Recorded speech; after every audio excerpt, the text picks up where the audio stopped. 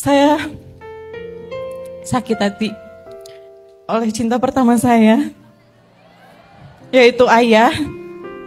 Apa saya emang tidak layak untuk bahagia? Apa memang saya tidak layak untuk dicintai? Assalamualaikum, A. Izin memperkenalkan diri, saya Alia dari Tasik.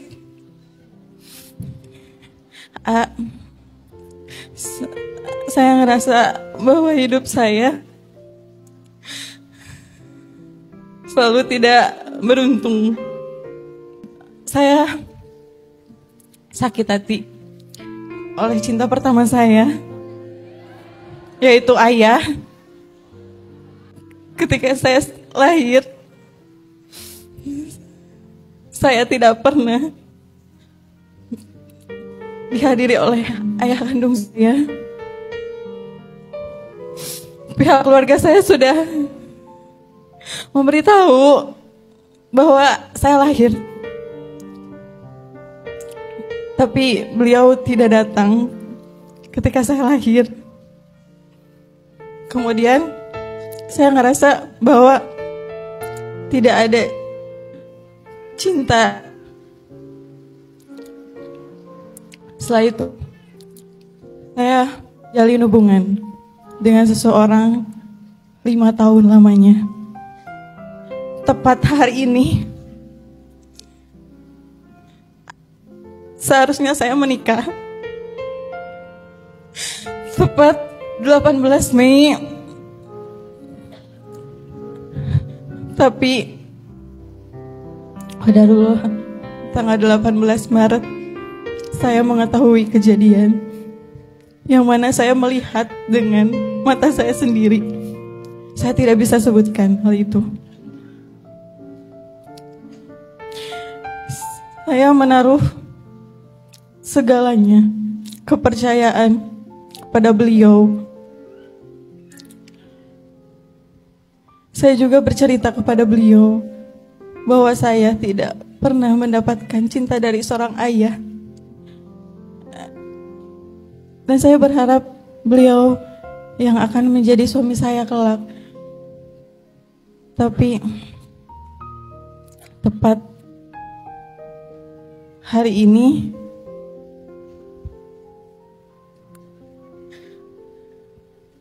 saya batal menikah dengan beliau. Kesalahannya memang fatal, tidak bisa dipertahankan sama sekali. Gimana sih cara untuk memaafkan? Gimana cara saya untuk bisa menerima semuanya? Karena sekarang saya berpikir, apa saya emang tidak layak untuk bahagia? Apa memang saya tidak layak untuk dicintai? Pak Ustaz, terima kasih. Baik, pertama, nasihat untuk semua para ayah. Cinta pertama anak perempuan itu siapa? Ayah. Ahilman itu kenapa diizinkan Allah punya banyak kebaikan hari ini? Karena saya ditemani oleh perempuan hebat dalam hidup saya. Di atas ada ibu saya, di samping ada istri saya, dan di bawah ada 4 anak perempuan saya. Jadi kalau teman-teman tanya kenapa Ahilman ceramahnya rasanya perempuan banget gitu, karena di rumah saya perempuan semua. Dan saya paling tahu patah hati pertama jika anak perempuan disakiti siapa? Ayah. Saya sering mengisi nasihat pernikahan. Saya sering melihat sosok ayah yang sering menangis ketika dia menikahkan anak perempuannya.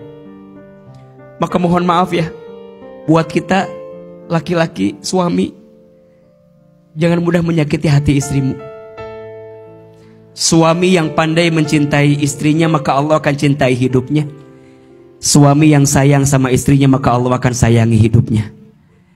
Termasuk kalau kita punya anak perempuan, jadilah ayah yang hebat. Karena nanti ketika dia tumbuh dewasa, dia akan punya sandaran dalam hidupnya. Dan ingat, di dalam Al-Quran, percakapan antara anak dengan ibu dan anak dengan ayah, ternyata lebih banyak percakapan antara ayah dengan anak. Ibu dengan anak disebutkan 4 kali dalam Al-Quran, sedangkan ayah dengan anak disebutkan 14 kali dalam Al-Quran. Ini menunjukkan bahwa peran ayah sangat penting di keluarga. Hilangnya sosok ayah, hilangnya model portofolio teladan terbaik dari ayah akan mengantarkan karakter anak pada yang tidak baik. Anak laki-laki harus punya komunikasi dengan ayah, agar ketika dia tumbuh dewasa, dia punya sifat laki-laki dalam dirinya. Tanggung jawabnya, kerja kerasnya, itu dari ayah. Anak perempuan harus punya waktu komunikasi dengan ayah, agar kemudian dia tumbuh dewasa, dia tidak akan mudah menyerahkan hatinya kepada sembarang laki-laki. Kenapa? Karena dia akan mencari, kalau ada laki-laki yang mencintai dia, harus seperti siapa? Ayahnya. Maka nasihat pertama tentang ayah. Teteh, maafin. Teteh benci kesalahan ayah, tapi jangan benci ayahnya. Benci dosanya, jangan benci orangnya. Semoga ada doa yang senantiasa dilembutkan di hati teteh untuk ayah ke depan. Yang kedua, teteh jangan menyesali pernikahan yang tidak jadi. Apalagi teteh tahu orang itu nggak baik. Catat ini, kalimatnya agak tegas, tapi izin saya sampaikan. Menikah dengan orang yang salah lebih parah daripada gagal untuk menikah. Kenapa? Teteh bersyukur sama Allah. Orang itu dibuka sifatnya sebelum teteh melangkah lebih jauh. Lebih sakit disakiti di rumah tangga. Setuju nggak? Hari ini kita menemukan banyak rumah tangga yang berjalan tidak baik. Boleh jadi proses di awalnya yang tidak baik. Maka nggak apa-apa teh. Kadang kegagalanmu pada satu hal justru adalah cara Allah menyelamatkan teteh daripada orang yang pernah menyakiti teteh. Sekarang teteh senyum lagi.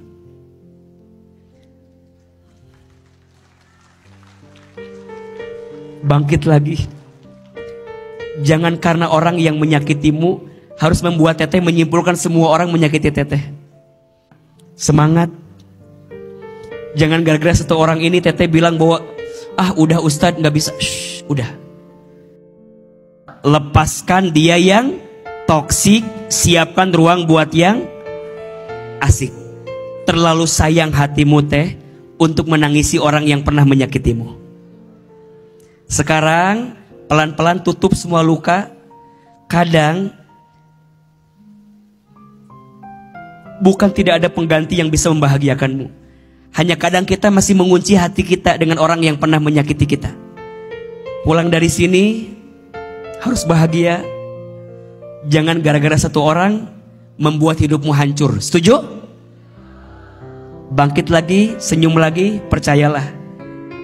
Setelah teteh ridho dengan semua yang terjadi, akan ada laki-laki lain yang lebih baik untuk datang dalam hidup teteh. Tapi izin mohon maaf, jangan terlalu buru-buru memaksa hadir orang yang baru sebelum kita berdamai dengan yang sudah berlalu. Jadi jawaban kesepian bukan punya pasangan. Jawaban kesepian adalah kembali kepada siapa? Allah. Kalau orang itu membuat teteh bisa lebih dekat dengan Allah, sesungguhnya teteh sudah sembuh dari sakit yang pernah dirasakan.